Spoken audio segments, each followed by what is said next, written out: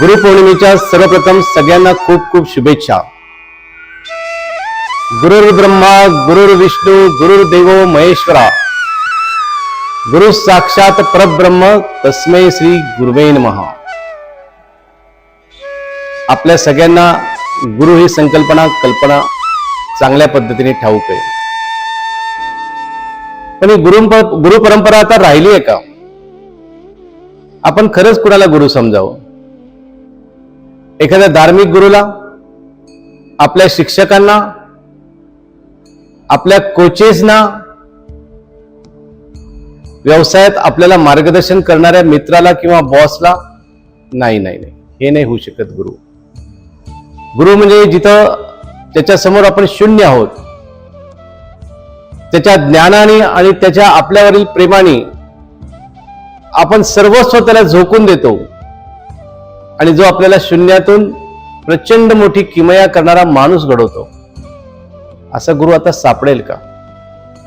या गुरु ह्या शब्दाला आता 21व्या शतकात अर्थ राहणार आहे का? काही जणांच्या आयुष्यात गुरुची जागाच कॉम्प्युटरने घेतलेली असेल.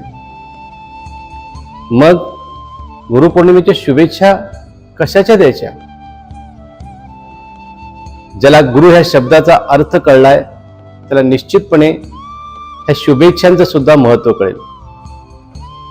विशेषतः आजकालच्या तरुण पिढीसाठी हे सांगतोय की त्यांना असं वाटतं की बऱ्याच गोष्टी ह्या भाकड पद्धतीच्या आपल्या समाजामध्ये, संस्कृतीमध्ये रुतलेल्या आहेत.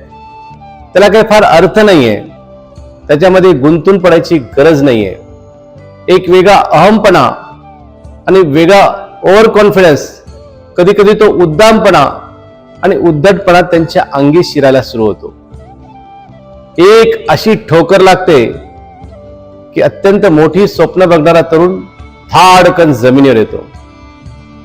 काय करावं समजत नसतं त्याला. हे प्रत्येकाच्या आयुष्यात होतं. अशा वेळेस तुमच्या लक्षात येतं की होय, आपण खूप क्षणभंगूर आहोत, आपण खूप छोटे आहोत. आणि हीच भावना जर तुमच्या हृदयात असेल, हाच विश्वास तुमच्या हृदयात असेल की मी एकटा किती कष्ट करत असेल तर मी म्हणजे सर्वस्व नाही, माझ्या पाठीमागे जोपर्यंत गुरुचा एक लागणार नाही तोपर्यंत माझं 100% सोनं समाज ऍक्सेप्ट करणार नाही. ही नम्रता तुमच्या अंगी आणायला तुम्हाला गुरु या शब्दाचा अर्थ समजावा लागतो.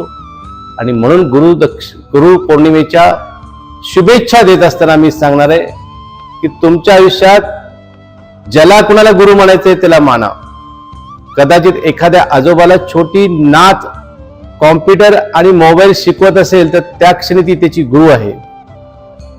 पण जेव्हा त्या आजोबांच्या मनातला अहमपणा जाईल तेव्हाच ज्ञान त्यांच्यापर्यंत पोहोचेल. असंच तरुण पिढींच्या बाबतीत आहे. मला चांगला पगार मिळतोय, आता मला कोणाची गरज नाही, मी का करू कोणासाठी? अरे तू खूप शून्य आहेस, तू छोटा आहेस.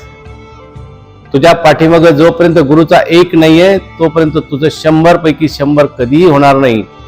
ही भावना तुमच्या मनात जपण्यासाठी मी आज गुरु पौर्णिमेच्या शुभेच्छा देतोय. आपल्या सगळ्यांना गुरु पौर्णिमेच्या खूप खूप हार्दिक शुभेच्छा.